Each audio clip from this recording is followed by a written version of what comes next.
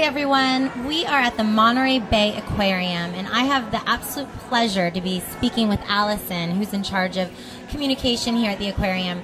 We just had a really informative view of an albatross's life, and unfortunately we got some really upsetting news about the belly of an albatross and what's in it, and it's the reason why we're out promoting recycling. Allison, could you take us through this a little bit? Sure.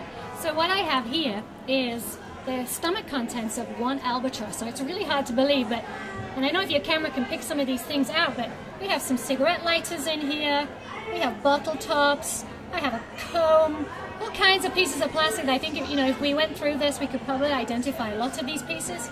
Some of them have probably been floating around in the ocean for a long time and have broken down a little bit, but it's pretty astonishing that one albatross could contain this. And the Laysan albatross, Macana, that we just met, their species has really been impacted severely by this plastic. In fact, it's estimated 40% of all the chicks die every year through ingesting plastic.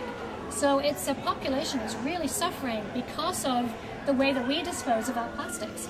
So, when you see litter in the street, it's likely to get into the storm drains and eventually makes its way into the oceans and eventually gets into the feeding grounds of amazing birds like albatross. And they mistake these pieces of plastic for food. And they take it back to the chicks, they feed it to the chick, and then the chick eventually dies of starvation because they feel full, so they stop eating. And then they die, and then we find their bellies full of plastic.